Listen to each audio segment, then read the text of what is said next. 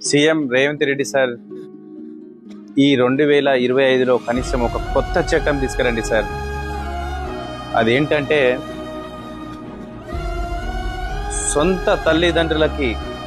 తల్లిదండ్రులకి అన్నం పెట్టని నా ప్రతి ఒక్క కొడుకుకి గవర్నమెంట్కి సంబంధించినటువంటి పథకాలు ఏవైతే ఉంటాయో అవన్నీ కూడా రద్దు చేయండి sir. Aadhaar card, ration card, pan card, passport ప్రతి ఒక్కటి రద్దు చేయండి సార్ దయచేసి. ఈ 2025లో కనీసం కొంతమంది ప్రజల్లోనే మార్పు వస్తుంది. తల్లిదండ్రులు ఉన్నప్పుడు ఎవరు పట్టించుకోరు, చనిపోయిన తర్వాత ఆస్తుల పంపకాలని, ఉన్నటువంటి డబ్బు పంపకాలని ప్రతి ఒక్కటి చేస్తుంటారు సార్. కానీ ఉన్నప్పుడు బుక్కెడు అన్నం పెట్టని కొడుకులు ఎంతో మంది ఉన్నారు సార్. ఈ 2025లో ఈ మార్పు వస్తే ఖచ్చితంగా ఆ పేరు మీకే వస్తుంది సార్. ఈ యొక్క కోరిక నాది కాదు సార్.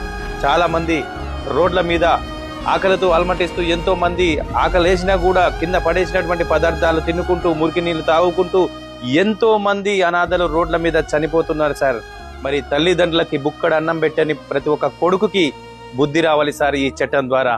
ఫ్రెండ్స్, మీరందరూ కూడా ఖచ్చితంగా ఈ వీడియోని సీఎం రేవంత్ రెడ్డి సార్ వారికి చేరవేయండి. ఈ 2025లో మరి మార్పు రావాలని మాతృదేవోభవ తరఫు నుంచి మేము కోరుకుంటున్నాం సార్.